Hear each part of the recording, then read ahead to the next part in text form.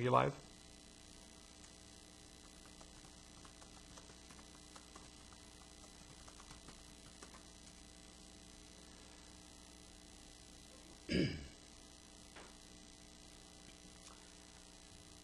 Okay, so you guys got to tell me if you're hearing a buzz.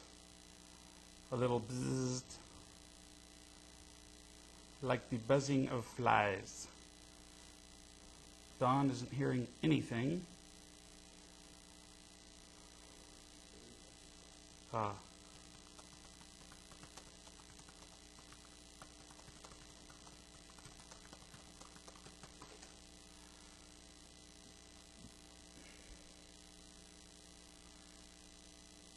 So, anybody else?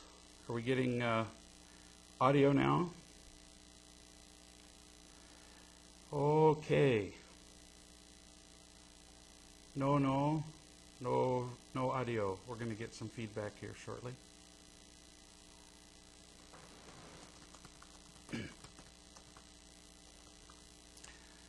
So, what do we got for audio now? Are we getting... Are you getting sound first? Are you getting sound? And are you getting a buzz on the audio? So we got somebody who's got audio. How about the buzz?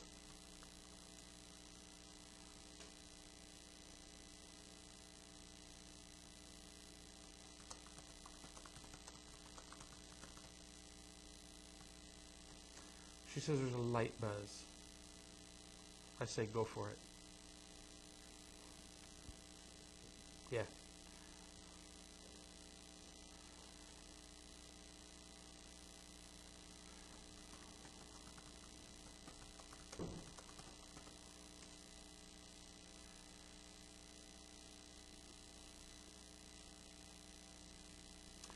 Well, good.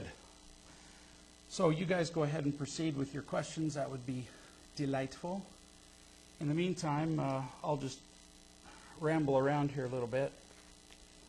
Turns out that, and for those of you who aren't aware, I don't know all the technical aspects of this, but there's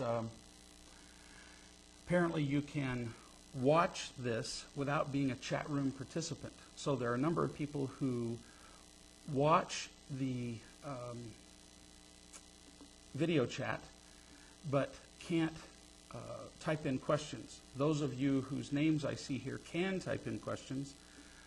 Those of you who are watching and don't see the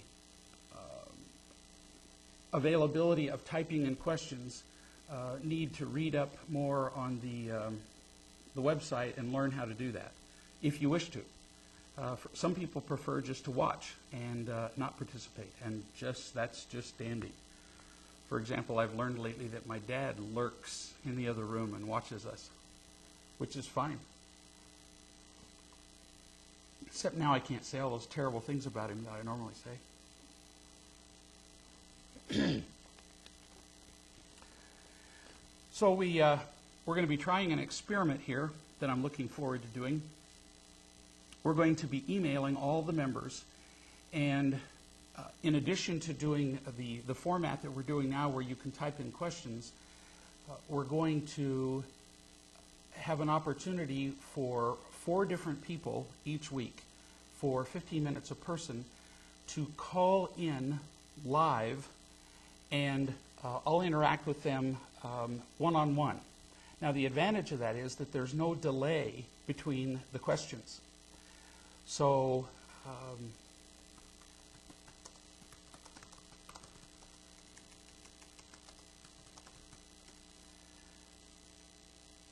there's no delay between the questions when I'm talking to a live person. I'll have some headphones on so that I can talk to them, and all of you will be able to hear my conversation with the live questioner.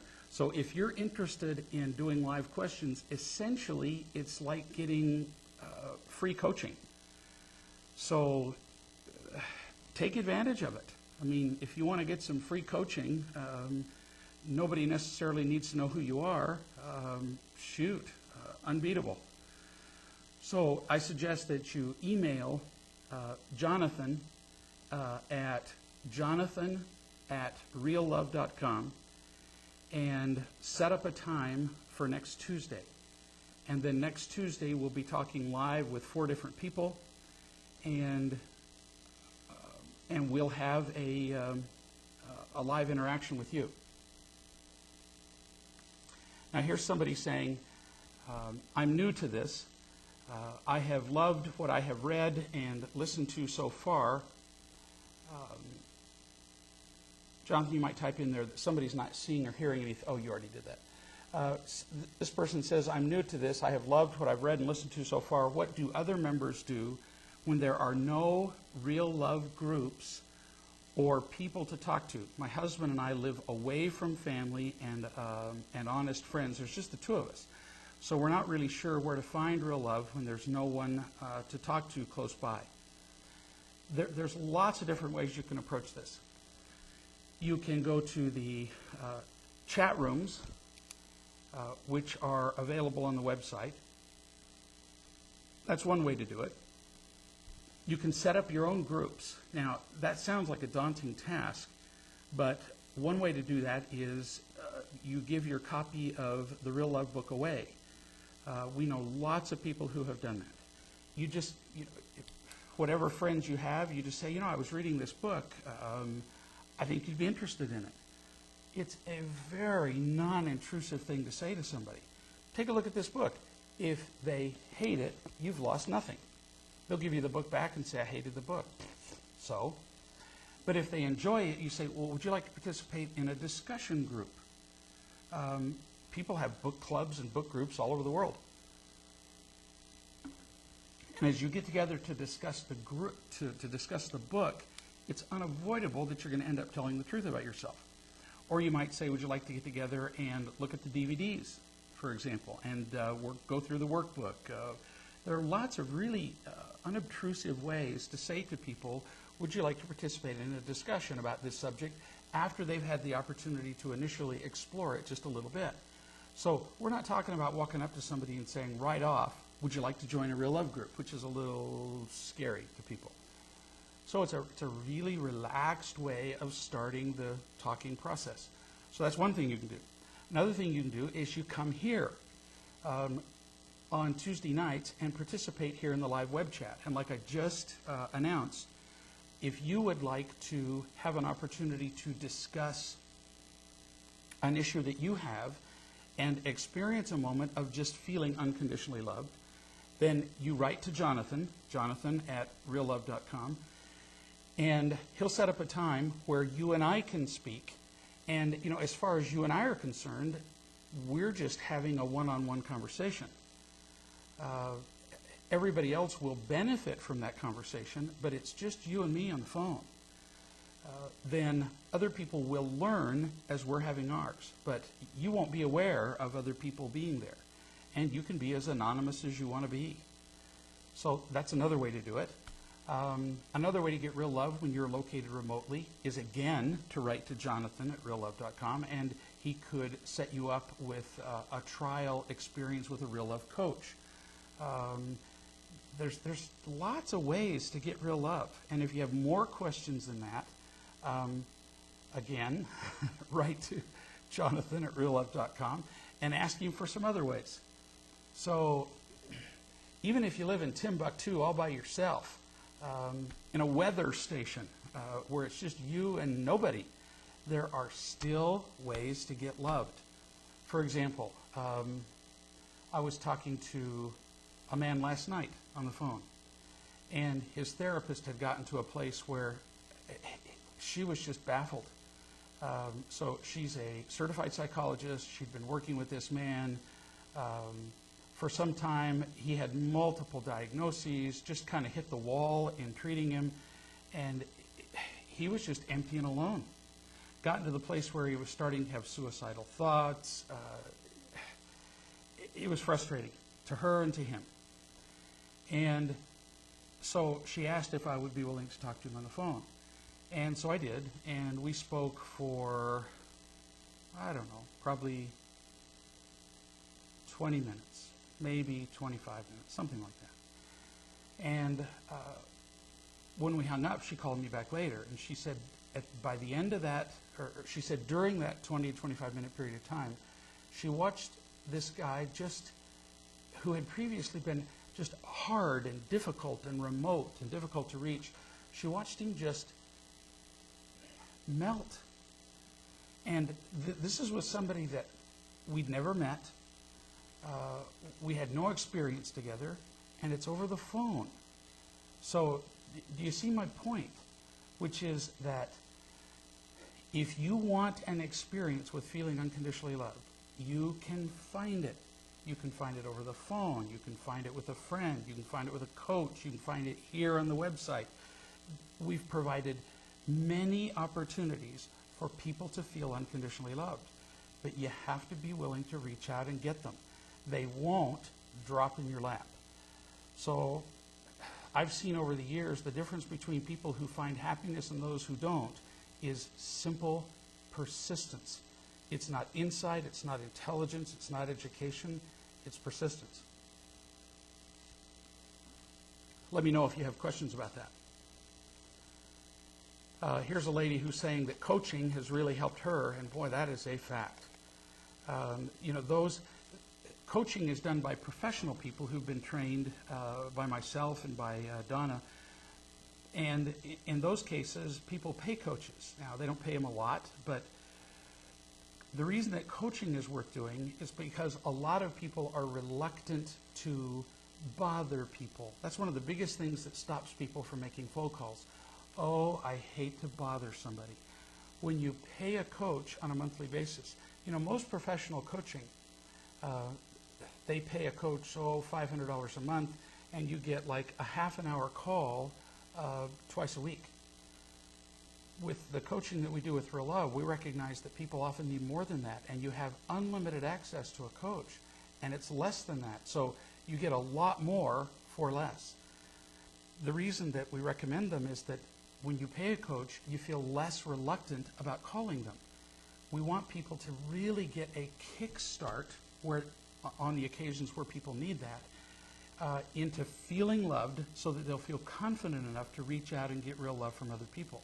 So I'm not suggesting everybody needs one, but when we see people who just kind of plod along in real love and never really go anywhere, very often they do need a kickstart. They need something to accelerate the process, and a coach is very useful. Here's a lady who says, I just got back from a trip to see the family, or to see family. I reunited with a sister that I had not seen in over 20 years. That's thrilling. I used the Real Love principles and was able to tell my father, who was an alcoholic for as long as I can remember, that I was grateful, that I was grateful that he was my father. I also told both my brothers that I was grateful for them. They had never heard this from me. I realized today that less than a year ago, I had no relationship with a majority of my family. And in the last 24 hours, all 4 of my siblings and my father told me they loved me. And I told them the same, and I now have a large family that I had been estranged from for so long. I am the one that changed, and the payoff has been mind-blowing. I had my 24-year-old daughter with me, and she was able to witness this. I just can't tell you how many people have said to me, I have this horrible family, we haven't spoken to each other in, oh, well, here was a lady that says 20 years, but I've had people tell me 30 years and longer. And our family is not fixable. There's no way we could ever repair either the wounds or the distance, or both, that exist in our family. And I say, until you have tried the only thing that heals wounds and heals families, how can you know that? It's like saying I did everything in the world to start this car, and it won't start, except turn the key. How do you know? So I've just seen it happen over and over again. One lady wrote me and said, my brother's been in prison for 30 years. And he said he never wanted to hear from the family again. And so nobody's contacted him. And I said, have you tried loving him? No. So she wrote him and just loved him. It turned into a love festival. She ended up going out and visiting him. It was a wonderful experience. So until you've tried real love, you haven't tried anything. Couples will often say to me, well, but we've tried and tried for so long, and they're exhausted. Well, but what difference does it make how long you've tried if all you've tried is the wrong thing? So it doesn't matter how long. It matters whether you've tried the right thing. And real love's what works. So this is such a cool story. And thanks for sharing that with us, because we hear that kind of thing pretty often. But I tell you, each individual story is miraculous, isn't it? I mean, to be a participant in it, it's just pretty neat. Here's another lady who says that her sister went through a similar experience with their family this last year. The change in her is wonderful, and I feel closer to her than I have in 20 years. It really just does keep on giving. I was telling you about the man that I was talking to last night, who I had never met, but who in the process of 25 minutes just melted. I mean, finally, you know, he said, it's just hard for me to believe that somebody could care about me for no reason. In fact, I said to him, why do you think I'm on the phone with you? And he said, well, because I was having thoughts of killing myself. I said, no, that's why you're calling. I said, why am I on the phone with you? And he said, well, you can't tell me you love me because you don't know me. Do you see how that's exactly the way the world conditions us? That we have to know someone in order to love them. That's the definition of conditional love. There have to be conditions. I would have to know good things about you in order to love you. Something wrong with that picture. To refer to the story of the drowning man, if somebody's drowning, what do I need to know, or what motivation do I need in order to reach my hand out and help him? I don't need to know anything, except that he needs it. So what do I need to know about you in order to love you? That you need it. And who doesn't? I do. And I love it that I do. Everybody does. So that's all I need to know about anybody. Let's see. Here's a man who says, I'm struggling with motivation to get the men's group going. He lives in a place where there isn't a group, and he's been toying with, getting a group going. He says, what I really would like to do is just meet a woman and hang out with. I wasted most of the day fooling around with Match.com and other sites, and I ended up feeling down and with a headache. And I'm not laughing at you. Well, a little bit. It's very understandable. But this is so simple. But we doubt it, which is why we keep repeating these behaviors. If I'm not feeling unconditionally loved, and I go out into the relationship marketplace, I go out as a single man to look for a woman, and I don't already feel loved, loving, happy, whole,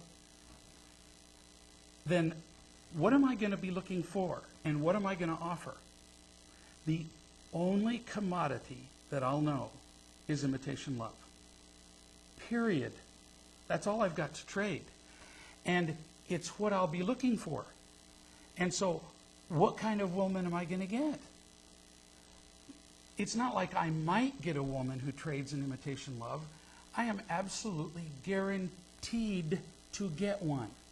In the very same way that if I walk out, for example, into a marketplace and I speak French, you walk out just into some international marketplace in Marrakesh, and if you speak French, who do you think you're going to attract to you? You're going to attract people who speak French. They're going to go, I recognize that, and they're going to be naturally attracted to where you are.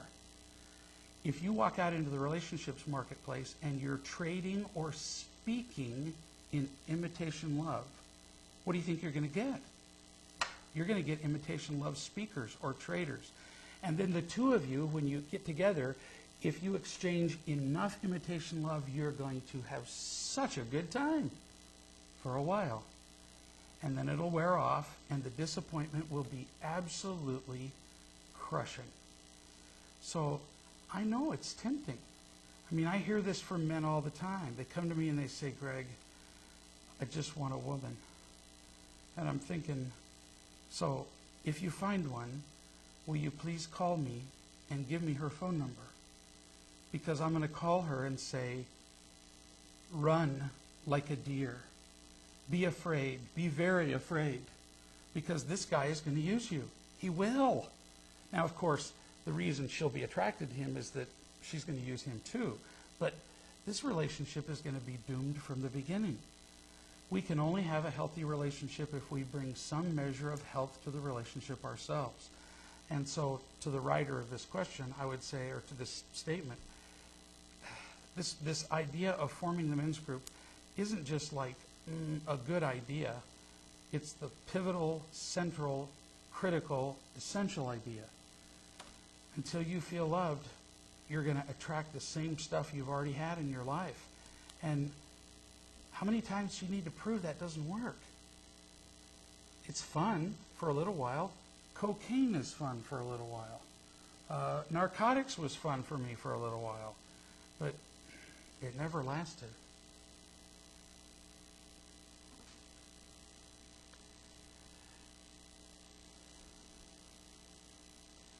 Here's a lady who says, I've been working with a coach since October, and I've attended weekly Real Love meetings once a week for almost 9 months. I tell you this because I feel like I'm starting to get it. Now, for those of you who didn't hear those numbers, pay attention. She's been with a coach since October. October, November, December, January, 4 months. And she's been going to Real Love meetings once a week for 9 months. This doesn't happen overnight. And just now she's feeling like she's starting to get it. My group observed that I might be in the gap. I've slowed down on the calls, and I've been running, even sometimes for my coach. Tonight I'm pretty empty because I feel like I'm hitting the bottom again. I'm missing the real love feeling that I got when I was giving 100%, making calls and so on. When does the gap period end? And can you please recommend ways to get over this? It's painful. I'm definitely settling for imitation love, which is not working. The one thing that I'm missing in what you're saying here is that it says you've been working with a coach and you've been attending Real Love meetings once a week. But what I'm not hearing is that you have a network of wise women that you call every day. Unless I'm missing something here, you are. We have to have people that we feel loved by every day, and preferably not just one or two people, but a handful of people, so that at any moment of any day we can call, because, you know, people are busy during the day, and we can reach one of them. We need a bunch of folks. We need a lot of loving support. Having a coach is good. Having Real Love meetings once a week, wonderful. Not enough. We don't eat once a week. Obvious, I don't. We eat every day. And we need to have our souls nourished every day. At least. And so we need that kind of contact. People that we can just call up on the spur of the moment and get that kind of nourishment from. I talked to this guy last night that I've referred to several times who his therapist said he just transformed in front of her eyes in 25 minutes. But I knew that wouldn't last. And so I said to him, you call me tomorrow. Because he said, okay, this is great, but now what? And I said, call me tomorrow. Let's see what.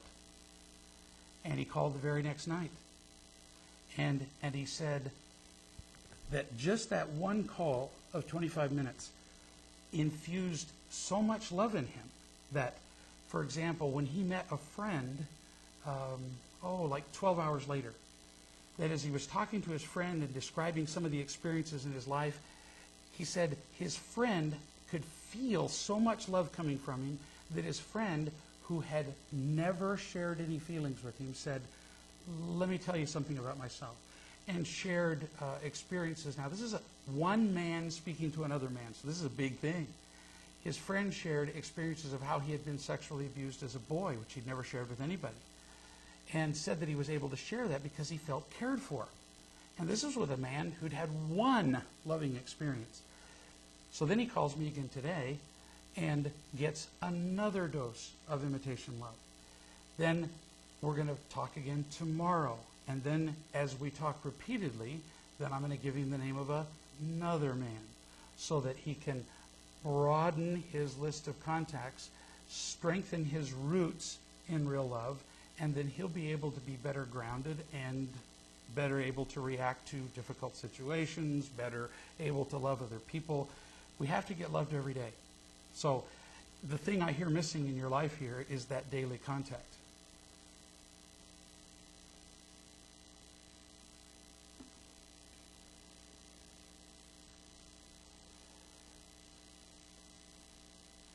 So you say you don't have a group of wise women that you can call every day.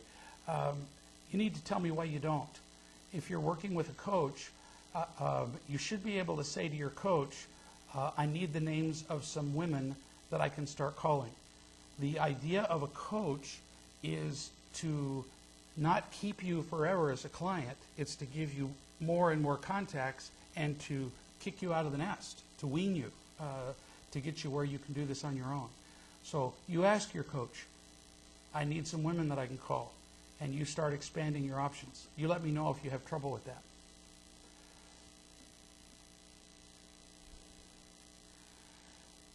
Here's a lady who says, how do we put together a list of wise people to call regularly?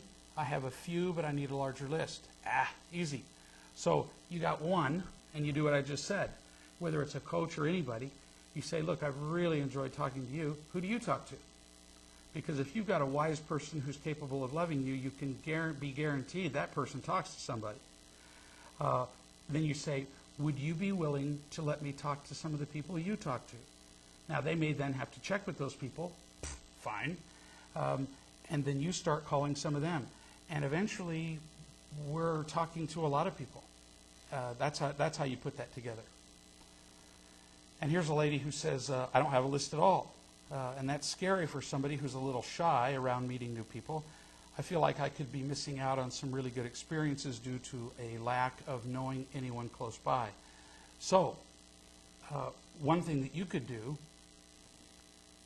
is the person who just said that to me, Don, you send me, and this is for everybody who's listening, first thing you do is you email Jonathan right now, jonathan@reallove.com, and you tell him that you're willing to interact with me live next Tuesday. That gives you one person. Then you're going to also send to Jonathan your email address. And with it, you write down that you are the person named Jonathan here on the live chat. Then I'm asking everybody who's watching this right now, if you're willing to be a wise person for Don, then you email Jonathan at jonathan@reallove.com and you say, I'm willing to be a wise person for Don. Then what Jonathan will do is he will email all of those email addresses to you, Don, and then you will contact them and say, actually, when you email your email address, also email your phone number. No sense going through 9 steps. And so then Jonathan will send the email address and the phone number to Don, and then Don, poof, you have an instant group. See how this works? So we have to extend ourselves a little bit, and you have to be willing to call them. it sounds a little scary, but you got to remember that you're not calling random people out of the phone book. This isn't just nobody, and then you're calling them up and saying, hello, this is Don, I would like to share my life. And you're not going to get somebody on the other end going, what do you want? These are all people who understand real love. These are all people who subscribe to reallove.com. So when you call them, they already know why you're calling, which is to get loved. And at that point, you can talk about just about anything, and they're going to know that the real purpose is that you need to feel accepted. Not too complicated, huh? It's pretty easy. Or it can be, if you do it. So here's the lady who said that I don't have a group of wise women, and the truth now leaks out. My coach has recommended several women. It's my issue.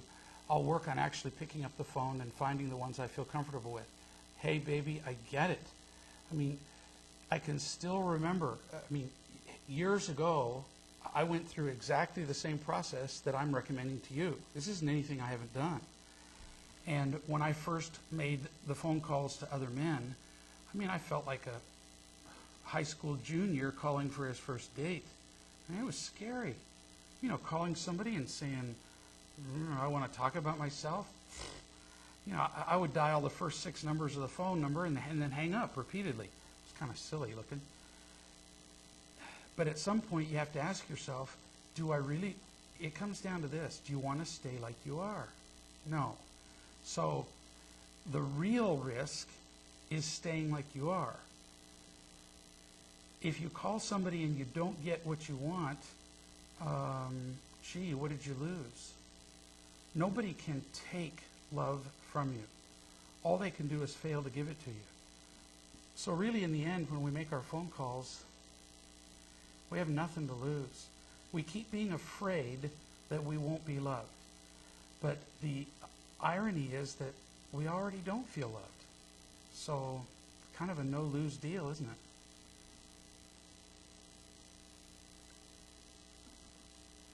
So again, pretty much if you want the answers to life, Jonathan at reallove.com.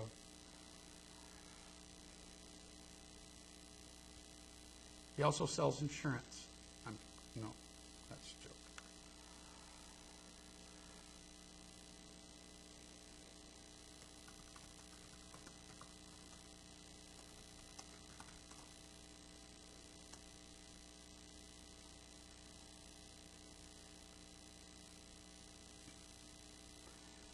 I talked to a lady earlier today who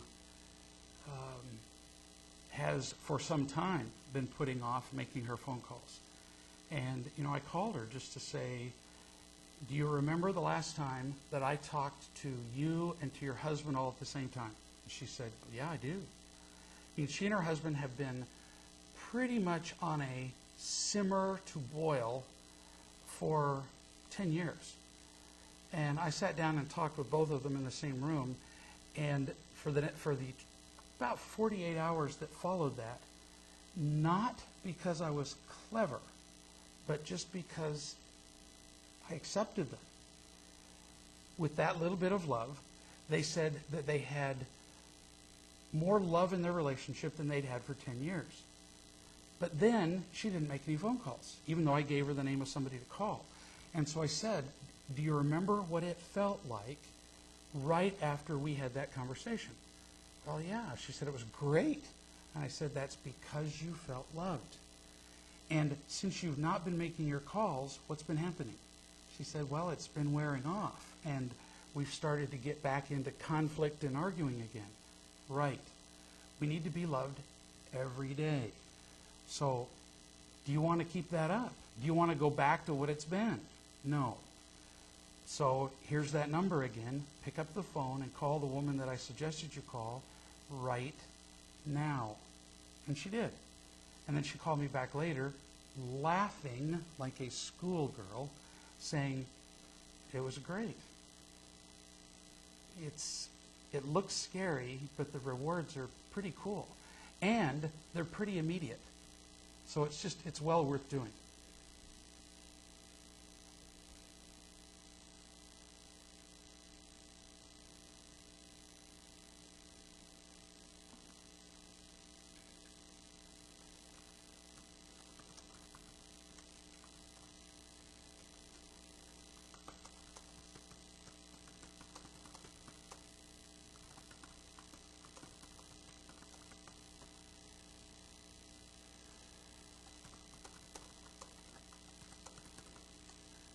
We do have some new people here. It's like really cool to see David.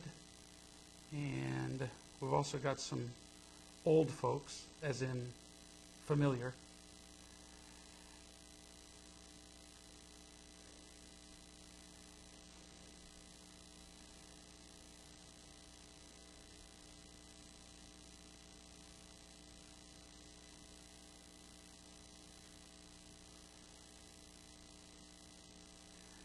Here's somebody who says, I know that you've talked in your books about showing real love to your spouse, even when he or she is doing things that bother you.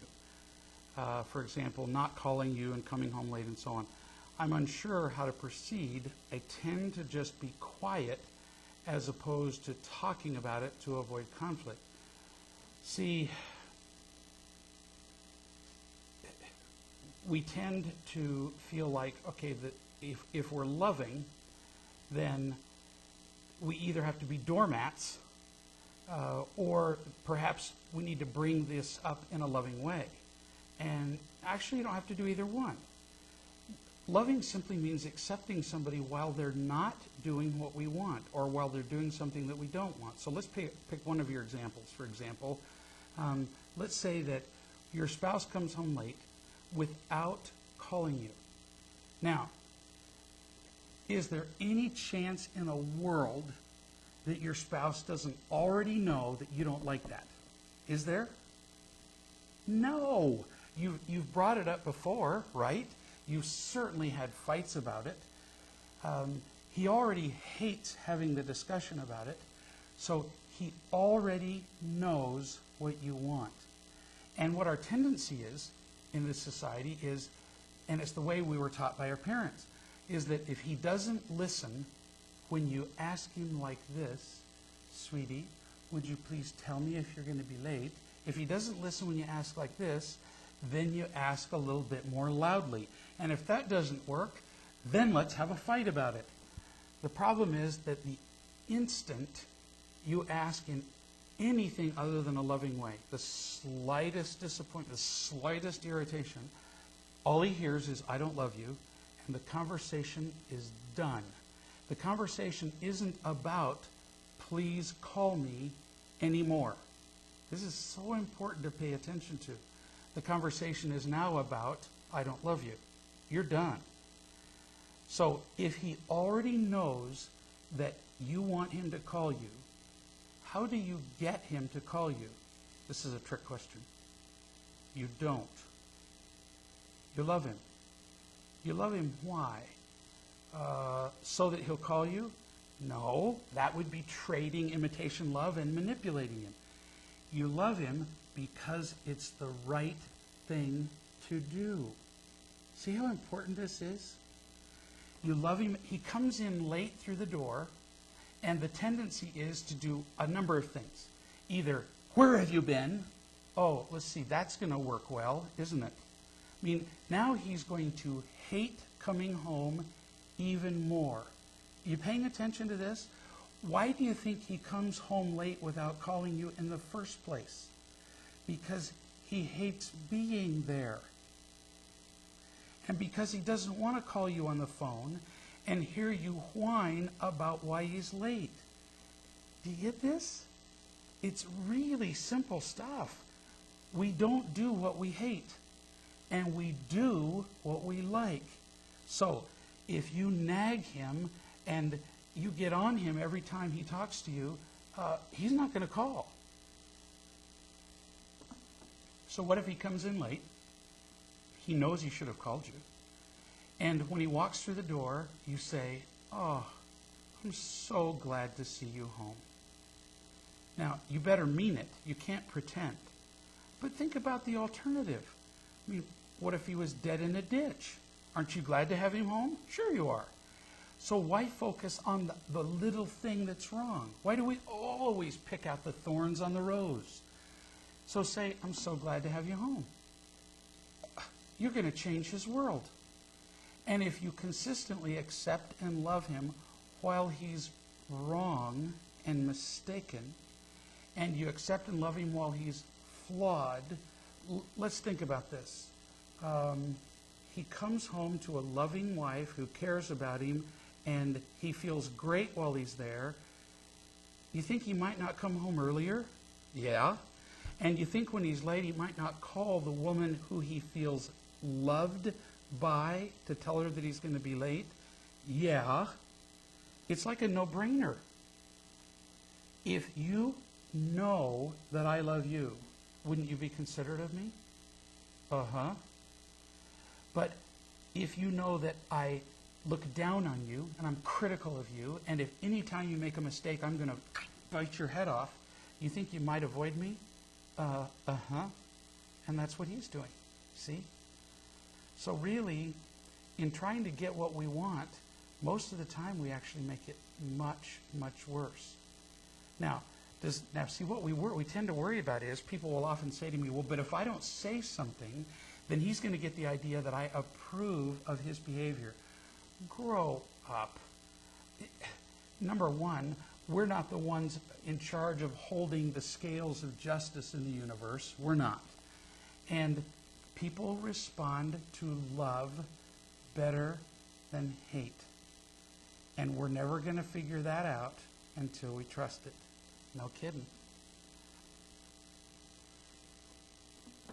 So let me know if you have any questions about that. And if you can't do that lovingly, honestly, then you call wise men and women to love you until you can.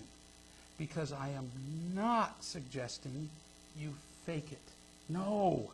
I'm not suggesting when he comes home late and you're mad at him, I am not suggesting that you go up and grit your teeth and go, honey, I'm so glad to see you home.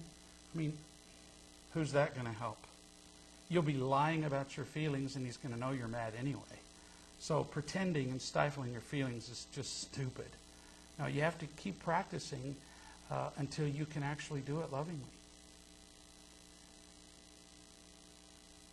Here's a lady who says, I've just realized after putting Jasmine to bed for the second time in 1 hour, only 2 times, wow, that's not very many, that I've had a pretty trying day, and I can't even come up with a question. I'm feeling so fried. Yeah, bet. Now, one of the reasons that we feel fried as parents is that most of the time you'll discover that if you're feeling tired in working with another person, you're not feeling loving. Real love is an infinite flow, a river, if you will, that runs through the universe and literally powers and governs and directs and guides the universe. If you're feeling tired, you're pushing against the flow of real love. So if you're being unconditionally loving and loving and teaching, you're going to discover you're not nearly as exhausted as when you're gritting your teeth and tolerating people or getting irritated. Does anybody know anything more exhausting than anger? I don't. When we get irritated, it just wears us out. So it's just something to think about when you get tired, is that it usually means we're not being loving. Another telltale sign is when we say, and I hear this a lot, well, I was trying to be loving. Well, it's kind of like, what's that, Yoda? Is it Yoda, the little Star Wars character? He said, there's no try. And in real love, there's no try. In real love, love is given freely. And if you're working at it, the odds that it's unconditional are teeny. Yeah, the quote here is, do or do not, there is no try.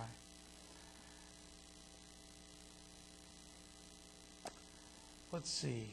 Sometimes I feel like I'm the only one, sometimes I feel like the only time, here's a woman who says, I feel like the only time he, my husband, listens to me is when I do get frustrated or loud. It's as though he doesn't take what I ask seriously. Yeah, I get that. And in the short term, for a second, fear is very motivating. And that's what you're motivating them with when you get loud. If I want to get your attention for just a second, oh, I can get it with fear. That's a fact. But if I want to motivate, it's not even motivate. With love, it's inspire. If I want to inspire you long term, only love will do that. I used to work with a Boy Scout troop years ago, and I was the scoutmaster. They were all 14 and 15 years old, which is the hardest age on the planet. Once boys get to be 14, it's like they're injected with a poison. And other scout leaders just want to throw them in the ditch and bury them at that age. All of mine were 14 and 15, and it was a huge troop. There were, 30 kids, and we actually had to buy a school bus to take these kids places. And I watched other scout leaders who had troops that were anywhere near that big, and there were 5 and 6 adult leaders when they'd get to troops that size. We had just one, just me. Now, these other leaders could get their boys to do what they wanted by saying, hey, stop that, get over here. They could motivate them with fear for a moment. They could get them to stop doing something, but you know what then would happen? Then they'd have to do it again. And again. They had to constantly be barking commands. We didn't. With 30 kids, I taught them some very simple rules of behavior. There were only 3. And then I just loved them. And we never had any discipline problems. We didn't have them. So in the short term, yeah, I could have motivated them with fear. But in the long term, loving people has way more powerful effects. And you will discover the same with your husband. Now, the reason you don't trust that is you've never done it. Really. Now, we hate to hear that. We say, well, but I have tried loving him. No, you've only tried speaking softly for a short period of time. But speaking softly isn't loving, necessarily. Absolutely accepting him unconditionally when he gets angry. Try that. Or when he gets angry or makes mistakes or whatever he does. That has miraculous effects. And the more you get filled up by other women as you talk to them, the more you'll have to give to him. And you'll just see very cool results because of that. Whereas yelling at him, that ain't going to last. Certainly isn't going to help your relationship. And in the end, you're going to pay for that big time.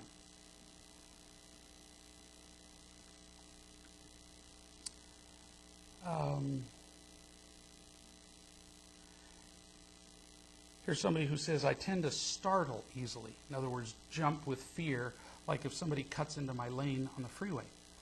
How can I change my quick fear reactions with my family? Like when I notice the lemonade dripping on the floor and react with fear. I wasn't mad at my son, but he understandably takes it that way. My fear reaction feels so automatic and happens in an instant. Okay, how do you change it in the short term? You don't. Don't ever set as a goal. You have built up over a period of many years that natural reaction of fear. So accept that that's true about you.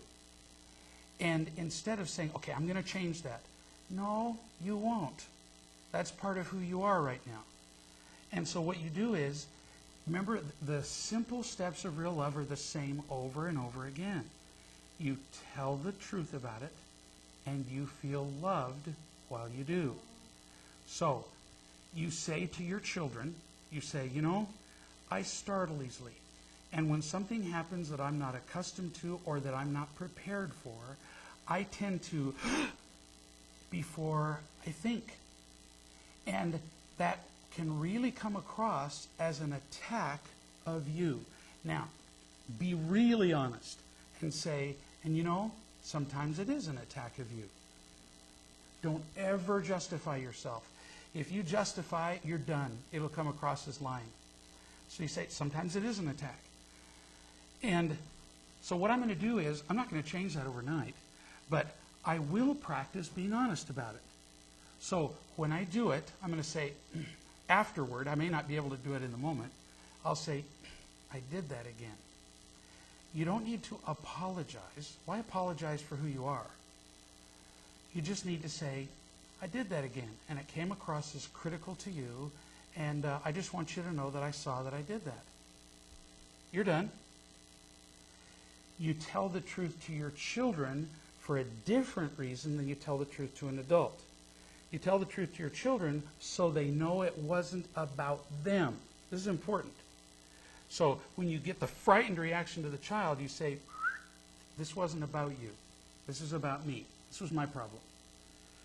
Then you get on the phone, in an hour or sometime, and you call an adult and you say, I just did that frightened thing again with my children. The reason you tell an adult the truth about yourself is to create an opportunity to feel loved. And the more loved you feel, I promise you, you will feel less afraid, even when you're startled. No kidding. I've known people who startle easily, and the more loved they feel, the less and less that reaction happens, because they just feel less overall fear. So note the two different reasons. You tell an adult to feel loved. You tell a child just so they know that it's not about them. And you don't have to stop what you're doing all of a sudden. But as you feel more loved, you will gradually lose that reaction. Isn't that cool? And there's no guilt or grief or, oh, woe is me, or setting a goal. No. Just keep telling the truth about it. It's very relaxed.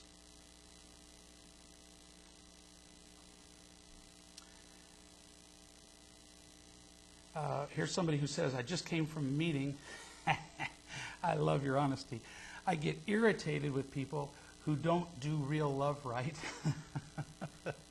Well, sure. I mean, it's understandable, because when people don't do real love right, I mean, in a meeting especially, they take up your time, they slow things down. It's inconvenient. And any inconvenience, when we don't feel quite loved enough ourselves, I mean, it gets in our way. And if we don't feel filled up, any inconvenience at all is irritating. And the more loved we feel, the less it matters. I mean, it used to irritate me too, years ago. Now, I don't care at all. It's how people learn. And you're going to get to the same place too. But there's no hurry. So you do what you just did, which is so cool. You just say, I just went to a meeting and I was selfish. I expected other people to just get it and be where I am, which is kind of dumb. But you get loved while you admit that you're selfish. That's neat. It's fun. We get to laugh at each other and go, and I still love you. Here's a lady who says, one thing I've noticed in the last few weeks, since I've been making significantly big strides in being loved and loving, is that both of the girls have been sleeping better. Yeah. Getting from total sleep deprivation to having some love in my bucket was quite a challenge. I'm not exaggerating. As you feel more loved, you're going to see changes in your family you can't imagine. I worked with a family once where I can't even remember now how many kids there were. I'm pretty sure there were 5, and 4 of them were bedwetters, up to age 16. So, I mean, it was pee me a river every night. I mean, these kids were just soaking the sheets and the mattresses and everything else every night, and they'd tried everything. They'd gone to the doctor, and they were at their wits' end. They'd tried little electrocution blankets. There's a lot of things to stop bedwetters. And I just taught the parents how to love their kids. That's all. That's all I did. Didn't address the bedwetting. And as the kids felt loved, within a period of, they told me, but I can't remember it now, but it was like less than 6 months, all the kids quit wetting the bed. Duh.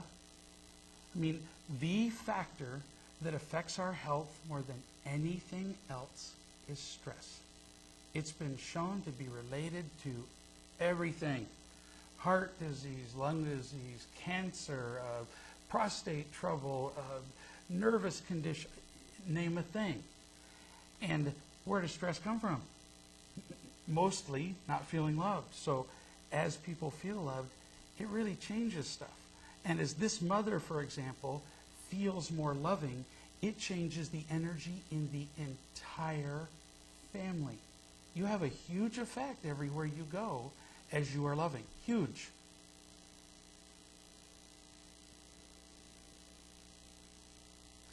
So tonight's questions have just been delightful, and I appreciate them. So next week, please, tonight, call Jonathan, write him at jonathan@reallove.com and volunteer to be a live guest on the phone, and I'll have headphones on and we'll have live conversations with people, which are really fun because then I can ask questions rapid fire, one after another, instead of as we do it here where, we have to wait a long time for questions.